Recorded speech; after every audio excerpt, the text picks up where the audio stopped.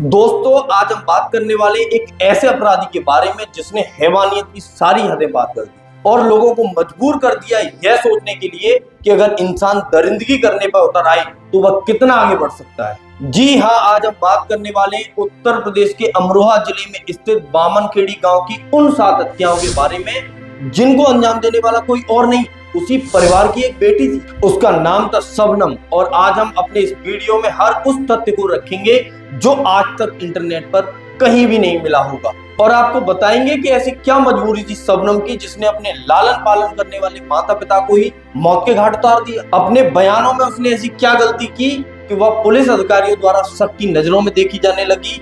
बारीकी से हर उस पॉइंट को बताएंगे जो आप जानना चाहते हैं। नमस्कार दोस्तों, मैं हूं ब्रजेश परियार और अगर आप चैनल पर नए हैं तो चैनल को सब्सक्राइब कर लें और अगर आपने अभी तक इस वीडियो को लाइक नहीं किया है और ये स्टोरी आपको पसंद आए तो इसे लाइक जरूर कर लें और कमेंट करके हमें बताएं अगर आप ऐसी किसी और स्टोरी के बारे में जानना चाहते हैं। उस स्टोरी को लिखें, हम उसकी वीडियो आपके लिए जरूर बनाएंगे। यह घटना 2008 की है जब उत्तर प्रदेश के मुख्यमंत्री के रूप में मायावती जी कार्यरत थी।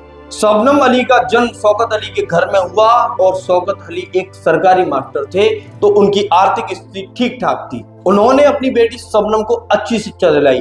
शबनम ने 2 विषयों में मास्टर डिग्री की थी। उसके बाद शबनम अपने ही गांव के एक लड़के सलीम से प्रेम करने लगती है और सलीम भी उसे अपनी लाइफ पार्टनर बनाने के लिए तैयार था। लेकिन जब यह इच्छा शबनम ने अपने पिता को जताई तो उसके पिता ने साफ इनकार कर दिया। उन्होंने इसका कारण यह बताया कि सलीम पढ़ा लिखा नहीं है, मजदूरी का काम करता है और उसकी आर्थिक स्थिति भी ठीक नहीं है, इसलिए इस तरह के लड़के के साथ हम आपका संबंध कभी नहीं कर सकते। भरसक प्रयास करने के बावजूद भी शबनम के पिता सलीम इस रिश्ते के लिए तैयार नहीं होते हैं। बस यहीं से शबनम के मन में अपने घर वालों के प्रति एक ऐसी नफरत जन्म लेती है जिसकी हैवानियत को अपने शब्दों में बयां कर पाना भी बहुत मुश्किल है। शबनम अपने आशिक सलीम को यह बात बताती है कि मेरे घर वाले किसी भी स्थिति में इस रिश्ते के लिए तैयार नहीं है, तो दोनों मिलकर फिर एक प्लानिंग करते हैं। प्लानिंग में यह तय होता है कि 14 अप्रैल की शाम को हम शबनम के परिवार के सभी सदस्यों को मौत के घाट उतार देंगे। लेकिन 7 लोगों को मौत के घाट उतार देना इतना भी आसान काम नहीं था। तभी शबनम के माइंड में एक आइडिया आता है जिसके तहत यह तय होता है कि सलीम को एक ऐसी नशीली दवा लेकर आना है जिसे खाने के बाद इंसान बेहोश हो जाए।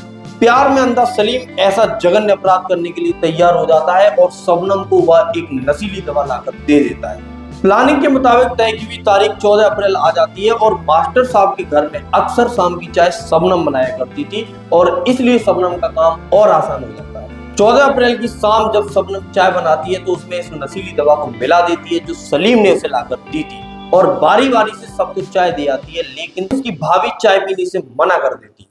भाभी का कहना था कि चाय मुझे नुकसान करती है इसलिए मुझे दूध पीना है। शबनम अपनी भाभी को वही नशीली दवा दूध में मिलाकर दे आती है और थोड़ी ही देर बाद सभी परिवार के सदस्य बेहोशी की हालत में आ जाते हैं। उसके बाद जैसे ही 10-11 बजते हैं तो शबनम अपने आशिक सलीम को घर बुला लेती है। अब दोनों लोग घर में पड़ी कोई ऐसी चीज ढूंढते हैं जिससे सभी लोगों की हत्या की जा सके। तभी उनकी नजर कोने में पड़ी एक कुल्हाड़ी पर पड़ती है और इसी हथियार को वो इस जघन्य अपराध को अंजाम देने के लिए चुन लेते हैं। शबनम सबसे पहले हत्या के लिए अपने पिता का चयन करती है। बताते हैं कि बेहोशी की हालत में लेटे हुए शौकत अली के बाल पीछे से शबनम द्वारा पकड़ लिए जाते हैं और सलीम कुल्हाड़ी से उनकी गर्दन काट देता है। ठीक इसी प्रकार घर के सभी 7 लोगों की हत्या कर दी जाती है। सलीम और शबनम के ऊपर कुछ इस तरह खून सवार था कि वह अपने 1 साल के भतीजे को भी नहीं छोड़ती और उसे भी इसी प्रकार कटवा देती है और 7 लोगों की हत्या करने के बाद शबनम सलीम को घर से बाहर निकाल देती है। और जब उसे लगता है कि सलीम अब अपने घर पहुंच चुका होगा तो रात के लगभग 2 बजे वह रोना पीटना चिल्लाना स्टार्ट करती है। पड़ोस वाले आवाज सुनकर तुरंत आ जाते हैं और घर में पड़ी 7 डेड बॉडीज को देखकर सभी के पैरों तले जमीन खिसक जाती है और पुलिस को फोन कर दिया जाता है। पुलिस मौके पर पहुंच जाती है और अपनी जांच पड़ताल शुरू कर देती है। घटना इतनी गंभीर थी कि अगले ही दिन तत्कालीन मुख्यमंत्री मायावती जी अमरोहा के बावनखेड़ा गांव में पहुंच जाती है और जब देखती हैं कि अब यह लड़की बिल्कुल बेसहारा हो चुकी है तो वह अपने मुख्यमंत्री कोटा से 5 लाख रुपए का अनुदान देने की बात कहकर वहां से चली जाती है। लेकिन उस समय पुलिस में एक अधिकारी थे धर्मेंद्र सिंह यादव, वह मुख्यमंत्री से कहते हैं कि कृपया करके मेरी जांच पड़ताल पूरी होने दें, उसके बाद ही कोई डिसीजन लें, क्योंकि मुझे शबनम के कुछ बयान संदिग्ध लग रहे हैं। अब हम बारीकी से आपको शबनम के उन बयानों को बताते हैं जिनकी वजह से शक की सुई शबनम की ओर मुड़ गई।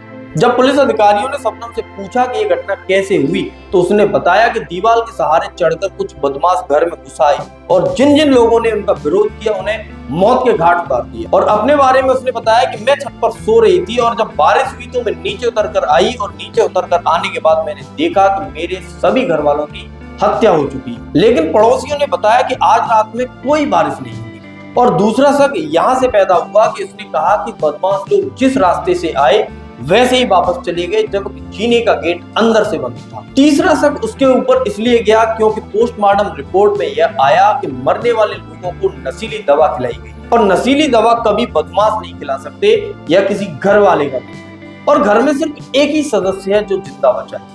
और चौथा शक इसलिए गया क्योंकि जब शबनम की कॉल डिटेल निकाली गई तो उसने उसी रात 55 बार सलीम को कॉल किया था। और जब सलीम को उठाया गया तो उसने 18 अप्रैल की शाम 7:30 बजे सारी कहानी बता दी। उसने बताया कि शबनम के साथ मेरे प्रेम संबंध थे और हम लोग शादी करना चाहते थे।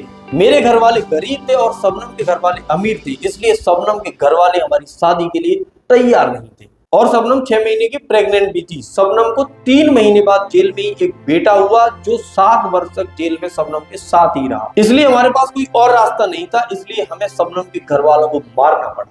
सारे सबूत मिलने के बाद शबनम और सलीम को फांसी की सजा सुनाई गई।